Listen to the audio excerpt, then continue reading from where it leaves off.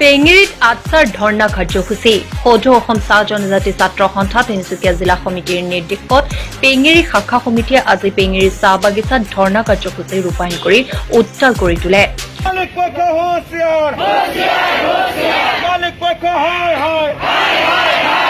আটছাই বহুদিনৰে চাহ বাগিচাৰ শ্ৰমিকসকল মজুৰি ৩৫১ টকালৈ বৃদ্ধি কৰা, চাহ শ্ৰমিকসকলক সুচিকিৎসা ব্যৱস্থা কৰা, বনাছ 20% বৃদ্ধি কৰা আদি বিভিন্ন সমস্যা সমাধানৰ দাবীত আন্দোলন অব্যাহত ৰাখিছিল।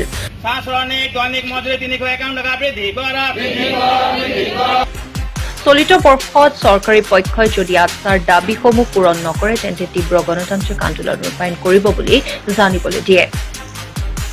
চাহ শ্ৰমিকসকলৰ দৈনিক মজুৰি ৩৫১ টকালৈ বৃদ্ধি তথা দুৰ্গা পূজা উপলক্ষে দিবলগীয়া বোনাছ 20% দিয়াৰ দাবীত এটা কিস্তি দিবলৈ আজি পেঙেৰি চাহ বাগিচাত আটছা পেঙেৰি শাখা আৰু অসম চাহ মজদুৰ সংঘ পেঙেৰি চাহ বাগিচা ইউনিট কমিটিৰ উদ্যোগত আজি যৌথভাৱে আজি আমি এই ধৰ্ণা কাৰ্যসূচী পালন কৰিছোঁ আৰু আমাৰ শ্ৰমিকসকলৰ যি বিভিন্ন ধৰণৰ সমস্যা আছে এই সমস্যাসমূহ পূৰণ কৰিবলৈ আমি দাবী জনাইছোঁ।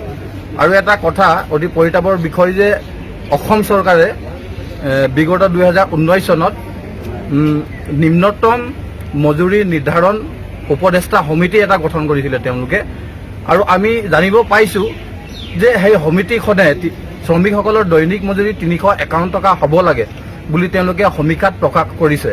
কিন্তু অতি দুখৰ কথা যে বিজেপি চৰকাৰে আমাৰ চাহ শ্ৰমিকসকলক একাউণ্টত ৫,০০০ টকা দিছে, ৩,০০০ টকা দিছে আৰু আমাৰ মানুহখিনিক কিনিব বিচাৰিছে। যদি চৰকাৰে আমাক দিবলৈ বিচাৰিছে তেওঁলোকে আমাক ৩৫১ টকা হাজিৰা দিয়ক, আৰু আমাৰ যোনটো মূল আৰু এটা দাবী আছে জনজাতিকৰণ, এইটো চৰকাৰে দিব লাগে। আমাক টোপ দিছে, তেওঁলোকে ভাবিছে চাহ শ্ৰমিকসকল অশিক্ষিত, তেওঁলোকে বুজি নাপায় আৰু ৩,০০০ ৫,০০০ টকা দি আমাৰ মানুহক তেওঁলোকে কিনিব নোৱাৰে। আজি শ্ৰমিকসকল সজাগ হৈছে, আমাৰ আটছাৰ বিষয়ববীয়াসকল সজাগ হৈছে, চাহ মজদুৰ সংঘৰ বিষয়ববীয়াসকল সজাগ হৈছে। গতিকে আমি চৰকাৰক সকীয়াই দিছোঁ যাতে তেওঁলোকে এনেকুৱা ৫,০০০ ৩,০০০ ধৰণৰ ৰাজনীতি কৰিব নালাগে। যদি দিব আছে আমাক ডাইৰেক্ট ৩৫১ টকা দিয়ক, তেতিয়া আমাৰ শ্ৰমিক পৰিয়ালে ভালকৈ নিজৰ পৰিয়াল পোহপাল কৰিব, নিজৰ ছাত্ৰ ছাত্ৰীসকলক শিক্ষাৰ ব্যৱস্থা কৰি দিব পাৰিব।